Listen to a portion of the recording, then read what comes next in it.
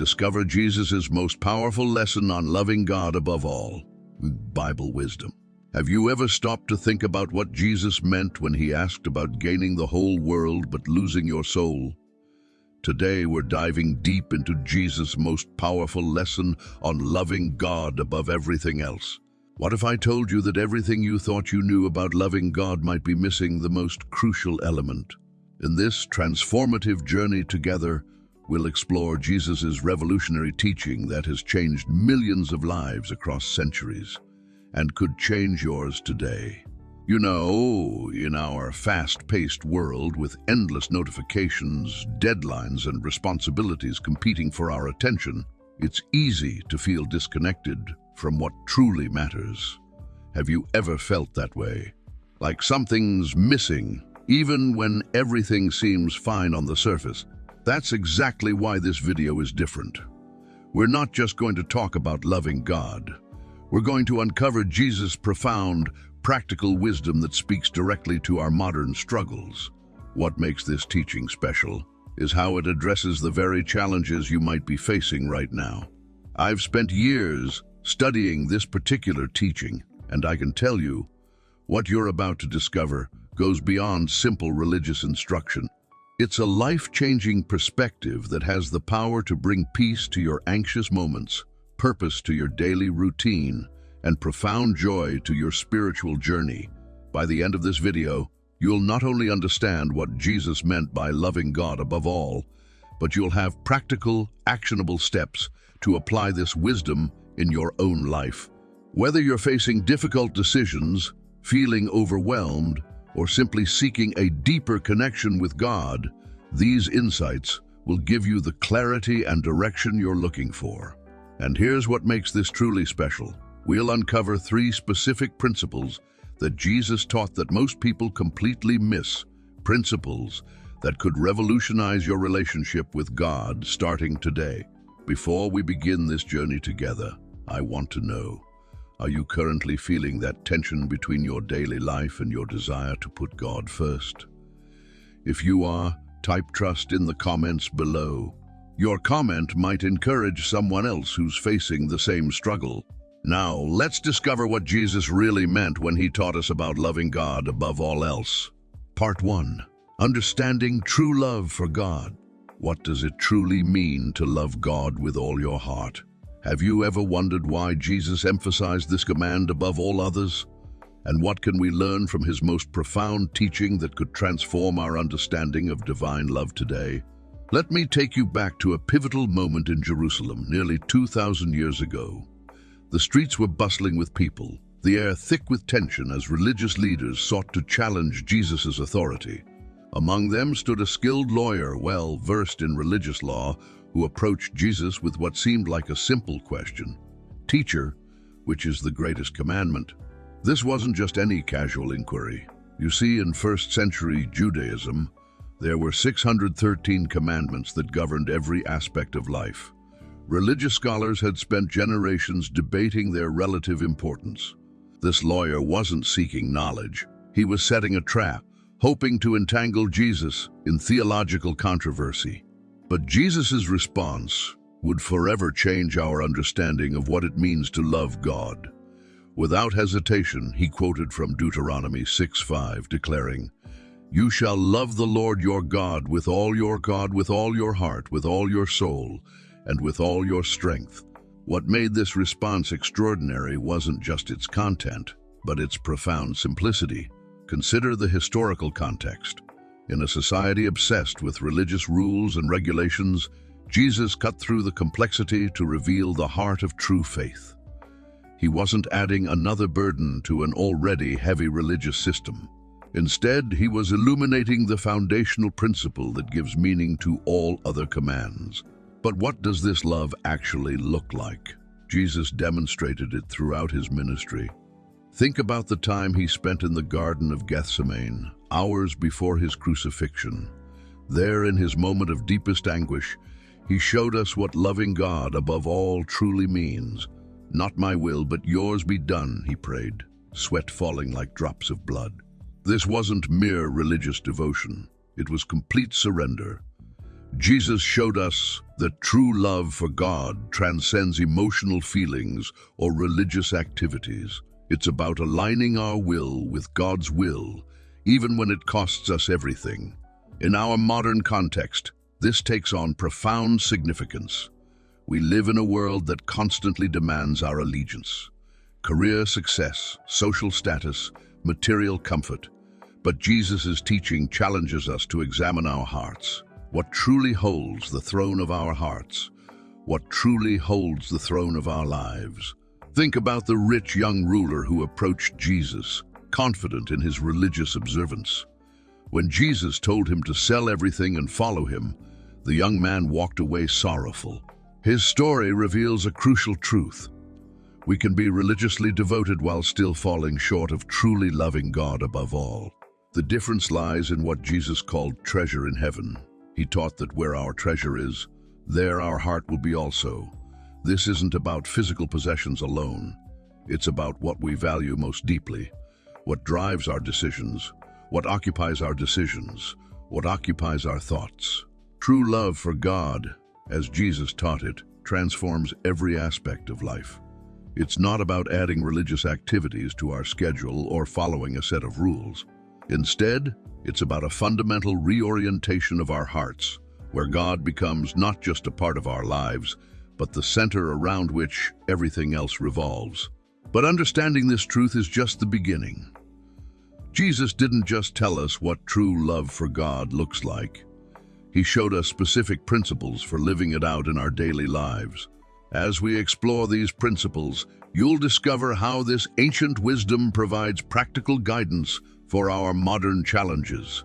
The question isn't whether we love God, it's whether we love Him above all else. This distinction makes all the difference.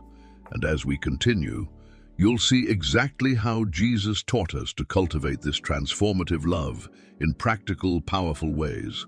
Part 2. Jesus' 3 key principles of divine love.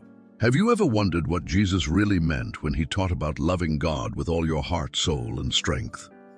What if I told you that within these 3 principles lies a revelation so profound it changed the course of human history? It changed the course of human history. And here's an even deeper question. What if these ancient teachings hold the very key to transforming your relationship with God today? Let me take you back to a pivotal moment in history, to a scene that unfolded in Jerusalem nearly 2,000 years ago. Picture this: a skilled lawyer, well-versed in religious law, approaches Jesus with what he believes is the ultimate theological challenge. The air is thick with tension as crowds gather to witness this confrontation. This wasn't just any ordinary question and answer session. You see, in first-century Jerusalem, religious debates were like intellectual Olympic games. The lawyers and scribes were the champion athletes of theological discourse, and they often tried to trap Jesus with clever questions, But on this particular day, something extraordinary was about to unfold. The lawyer asks, "Teacher, which is the greatest commandment in the law?" Now, imagine the weight of this question. In Jewish tradition, there were 613 commandments. Choosing one above all others was considered almost impossible, a theological minefield. Jesus' response: without hesitation, He delivers what would become the most profound teaching on divine love ever recorded. He says, "You shall love the Lord your God with all your heart, with all your soul, and with all your strength." But here's what makes this moment so revolutionary.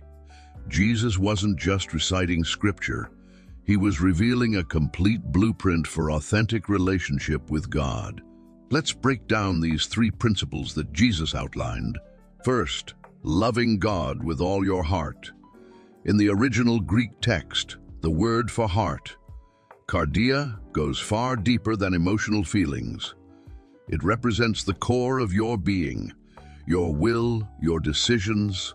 Jesus was teaching that true love for God begins with intentional choice, with making God the center of every decision. Think about it.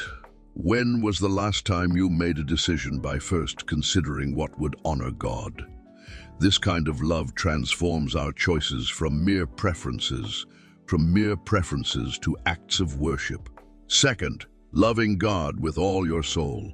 The Greek word psyche refers to our life force, our very essence. This isn't about religious rituals. It's about allowing God to permeate every aspect of our existence. It's the difference between having God as a part of your life and making Him your entire life. And finally, loving God with all your strength. The word used here, dynamis, implies not just physical strength, but all our resources, abilities, and energy. Jesus was teaching that loving God means dedicating everything we have and everything we are, and everything we are to Him. But here's what makes this teaching truly remarkable. Jesus didn't just teach these principles, He lived them out perfectly. Think about His last night in Gethsemane. Think about His last night in Gethsemane. Face to face with unimaginable suffering, Jesus demonstrated what it means to love God with everything. "Not my will, but yours be done," He prayed, showing us that true love for God transcends personal comfort and convenience. The lawyer who asked the question that day probably expected a theoretical debate. Instead, he received a life-changing revelation about the nature of divine love. And here's the beautiful truth. This same revelation is available to us today. You see, these aren't just ancient principles. They're living truths that can transform your relationship with God right now. When we begin to understand and apply these three aspects of divine love, something extraordinary happens. Our relationship with God becomes more than just a religious practice. It becomes a living, breathing reality that affects every aspect of our lives. And speaking of transformation, what we're about to explore next will show you exactly how to apply these principles in your daily life. But first, let's address the very real obstacles that often stand in our way. Part 3. Overcoming modern obstacle. Have you ever felt completely overwhelmed by the constant notifications on your phone? Do you sometimes find yourself checking emails during prayer time? And when was the last time you sat in complete silence with God? Without any digital distractions? With God without any digital distractions? Let me share a powerful story that changed my understanding of modern obstacles to loving God. It's about Sarah, a successful New York executive who found herself at a breaking point in 2023. But to fully grasp the significance of her story, we need to look back at a similar struggle from biblical times. In Luke 10:38-42, we find the story of Martha and Mary. Martha was distracted by all the preparations that had to be made, while Mary sat at Jesus' feet, listening to His teaching. Martha's complaint to Jesus about her sister's lack of help reveals a struggle that remarkably parallels our modern challenges. Sarah's story mirrors Martha's in many ways, but with a modern twist. Her days were filled with back-to-back Zoom meetings, hundreds of unread emails, and constant pressure to be available 24/7. She was living what many would consider a successful life, but inside, she felt spiritually empty. One particular Wednesday morning, Sarah found herself automatically reaching for her phone during her attempted prayer time for the 5th time in 10 minutes. That's when it hit her. Her relationship with God had become just another item on her to-do list, competing with Slack notifications and calendar reminders. But here's where the story takes an unexpected turn. Instead of trying to fight against these distractions, Sarah decided to learn from them. She remembered Jesus' words to Martha, "You are worried and upset about many things, but few things are needed, or indeed only one." This led Sarah to make a radical decision. She created what she calls her divine priority zones, specific times and spaces where technology takes a back seat to God. She turned her morning commute from a time of podcast, listening to prayer time, listening to prayer time. She transformed her lunch break into a period of Bible reading and reflection. The most fascinating part, Sarah discovered something that perfectly aligned with Jesus' teaching about loving God with all your heart, soul, and strength. She realized that modern distractions weren't just stealing her time. They were fragmenting her attention and dividing her love. But here's the deeper truth that emerged from Sarah's experience. Our modern obstacles aren't really about technology at all. They're about priorities. Just as Martha's busy preparations weren't inherently wrong, our digital tools aren't the real problem. The issue lies in how they can slowly displace God from the center of our lives. Think about the last time you felt truly connected to God. What was different about that moment? What modern distractions had you set aside, perhaps without even realizing it?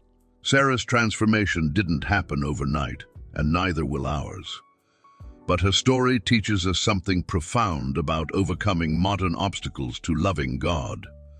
It's not about completely disconnecting from our modern world. It's about intentionally creating space for God within it. Let's break this down into practical steps for dealing with our most common modern obstacles. 1. Digital distractions. Instead of seeing your phone as the enemy, transform it into a tool for spiritual growth. Set sacred times when notifications are turned off, and use apps that actually support your spiritual journey. 2. Time pressures. Remember Jesus' words about seeking first the kingdom of God. Start by giving God your first 15 minutes each day, before emails, before social media, before the day's demands begin. 3. Relationship conflicts. In our hyper-connected world, relationships can sometimes become another source of distraction from God. Learn to set healthy boundaries that protect your time with God while still honoring your relationships. 4. Materialistic temptations. Our consumer culture constantly tells us we need more. But Jesus taught us that our hearts will be where our treasure is. Start by asking yourself, what am I treasuring more than God right now? As we move forward, remember that these obstacles aren't new to God. Even in biblical times, people faced their own versions of distraction and division. What's different today is not the nature of the struggle, but its intensity and constancy. But here's the encouraging truth. Just as Jesus provided wisdom to Martha that's still relevant today, his teachings continue to offer us the guidance we need to overcome our modern obstacles. The question isn't whether we can overcome these challenges. It's whether we're willing to make the choices necessary to put God first. And speaking of choices, in our next section, we'll explore how Jesus demonstrated the transformative power of making God our highest priority.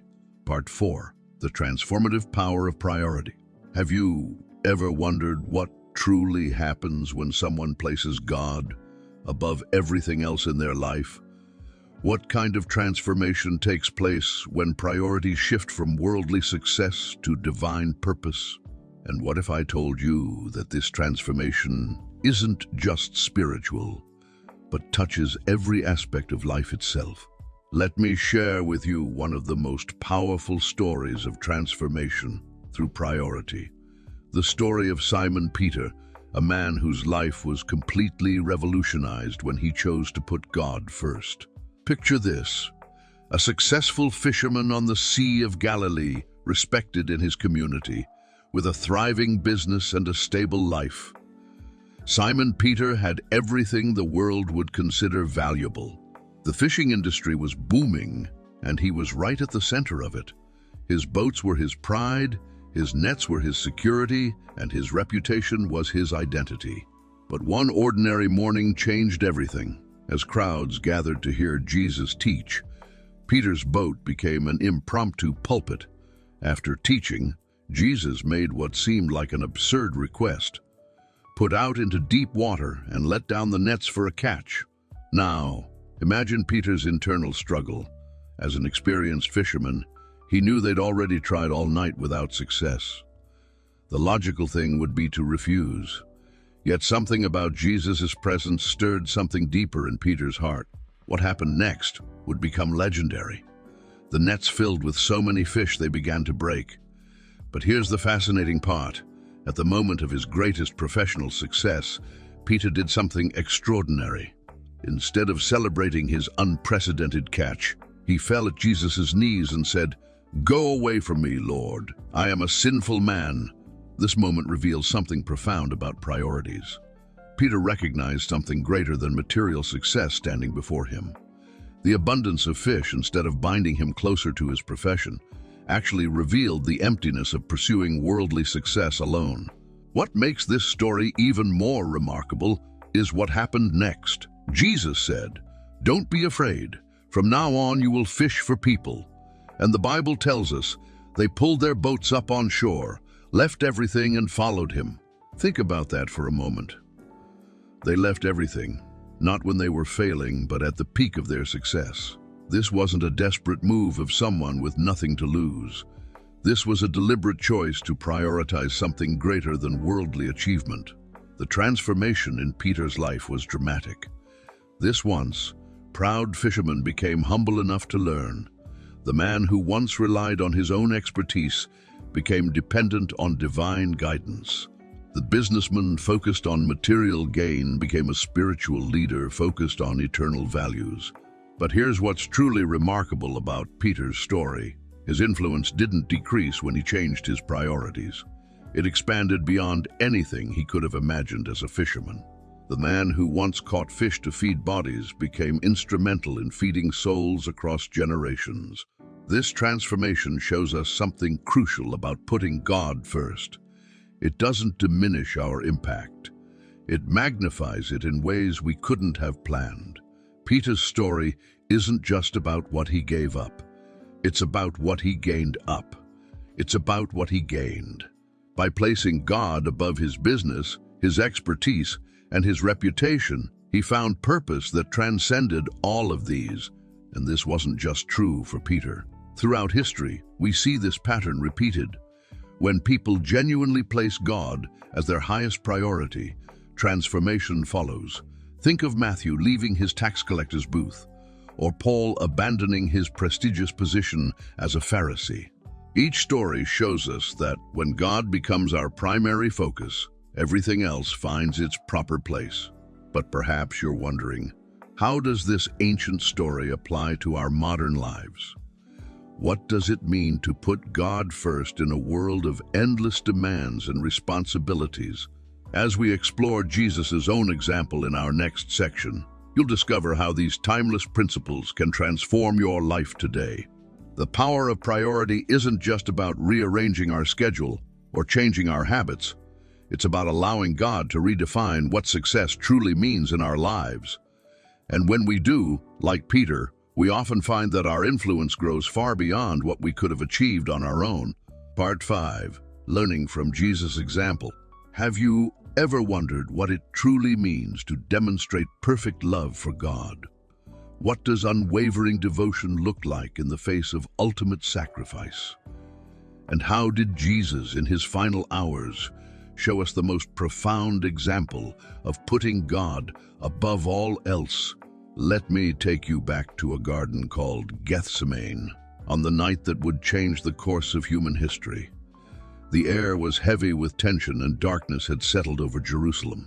Jesus, knowing what lay ahead, had walked to this quiet place with his disciples after the Last Supper. Picture this moment. Jesus, fully divine yet fully human, kneeling in the garden. The weight of what was to come pressed upon him so heavily that Luke tells us his sweat became like drops of blood falling to the ground. This medical condition, known as hematidrosis, occurs only under extreme stress and anguish. But what makes this moment so extraordinary is not just the physical manifestation of his stress. It's the conversation that took place between Jesus and his Father. Matthew's Gospel gives us a glimpse into this intimate moment. "My Father, if it is possible, let this cup pass from me." Here was Jesus, facing not just physical death, but the spiritual agony of bearing the sins of humanity. He knew every detail of what was coming: the betrayal, the mockery, the scourging, and the cruel death on the cross. As fully human, he felt every human emotion we would feel: fear, anxiety, and the natural desire to avoid suffering. But then comes the most powerful demonstration of loving God above all else. Jesus continues his prayer. "Nevertheless, not as I will, but as you will." In this moment, Jesus shows us what perfect love looks like. It's not the absence of struggle or fear, but the willingness to surrender our will to God's purpose, even when it costs us everything. Consider the context. Jesus had the power to stop it all. In fact, he later tells Peter that he could call 12 legions of angels to his defense. That's over 70,000 angels to his defense. Yet, he chose to submit to the Father's will, demonstrating that loving God means trusting his plan, even when it leads through valley of shadows. The scene intensifies as Jesus prays 3 times, each time returning to find his disciples asleep.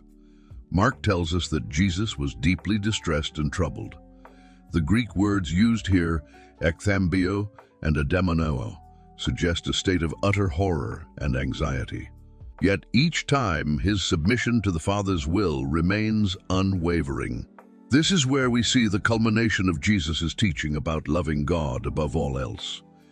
It wasn't just in his words during sermons on hillsides, but in his actions when facing the ultimate test. He showed us that loving God supremely means surrendering our deepest desires, our physical comfort, and even our very lives to God's greater purpose. But here's what makes this example so powerful for us today. Jesus wasn't just going through the motions. He wasn't performing for an audience. In his most private moment of anguish, when no one but the sleeping disciples were near, he demonstrated complete submission to God's will. This wasn't about religious duty. It was about relationship and trust. And this brings us to a crucial question for our own lives. How do we apply this level of surrender in our daily challenges? As we move forward, we'll explore practical ways to implement this profound example in our modern context.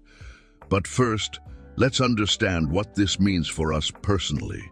The story of Gethsemane shows us that loving God above all doesn't mean we won't struggle or feel fear.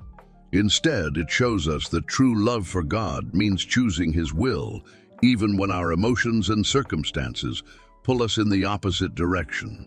Jesus' example teaches us that the highest form of love is trust expressed through surrender. As we prepare to look at practical applications, remember that Jesus' example in Gethsemane wasn't just a historical event. It was a pattern for us to follow in our own journey of loving God above all else. Let's explore how we can apply these same principles in our daily lives. Part 6. Practical application for today. Have you ever wondered what it truly means to put God first in today's hyper-connected world? What if the ancient wisdom of Jesus could transform your daily routine into something extraordinary? And what if I told you that the solution to modern spiritual struggles was hidden in a seemingly simple encounter that happened over 2,000 years ago? Let me take you back to a small home in Bethany, just outside Jerusalem. Here we find one of the most profound yet often misunderstood stories about priorities and devotion. The story of Mary and Martha. Picture this. Jesus has arrived at their home, bringing with him his disciples and followers. The house is buzzing with activity. Martha, being a devoted hostess, is rushing around, preparing everything needed to serve their honored guest. You can almost hear the clatter of dishes, smell the aromatic spices, and feel the urgency in the air. But her sister Mary, she's made a choice that would challenge our modern understanding of productivity and priorities. Instead of helping with the numerous tasks at hand, Mary sits at Jesus' feet, hanging on his every word. Can you imagine the tension building in that room? Martha's frustration grows until she can't contain it anymore. She approaches Jesus, her voice perhaps trembling with barely contained exasperation. Lord, don't you care that my sister has left me to do the work by yourself? Tell her to help me to do the work by yourself. Tell her to help me. Now, Jesus' response is revolutionary. With gentle authority, he says, Martha, Martha, you are worried and upset about many things, but few things are needed, or indeed only one. Mary has chosen what is better, and it will not be taken away from her. This moment crystallizes one of Jesus' most powerful teachings about practical devotion. But why is this story so relevant to us today? Think about it. Aren't we all Martha sometimes? Running around, checking our phones, responding to emails, managing our to-do lists, all while the most important relationship in our lives sits waiting for our attention. It is how we can apply this ancient wisdom to our modern lives. First, start your day with sacred silence. Before reaching for your phone, spend just 15 minutes in God's presence. It might feel uncomfortable at first. Our minds are used to constant stimulation, but this practice mirrors Mary's choice to sit at Jesus' feet. Second, create spiritual triggers throughout your day. When you hear a notification, let it remind you to whisper a quick prayer. Transform modern distractions into moments of divine connection. Third, and this is crucial, schedule your priorities rather than prioritizing your schedule. Mary understood this instinctively.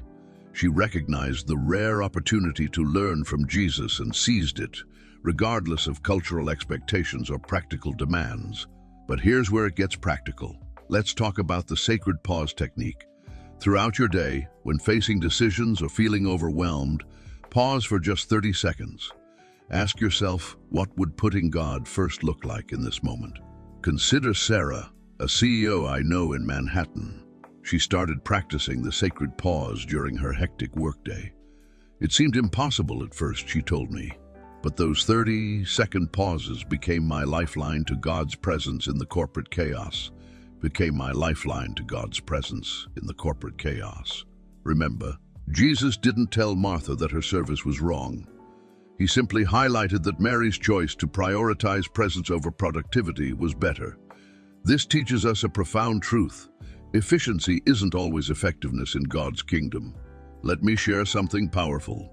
The original Greek text uses the word agathen when describing Mary's choice, meaning not just good, but explicitly beneficial.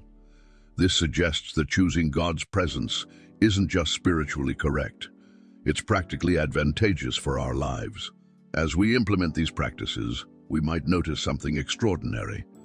Like Mary, we begin to develop a spiritual intuition that helps us navigate modern challenges with divine wisdom.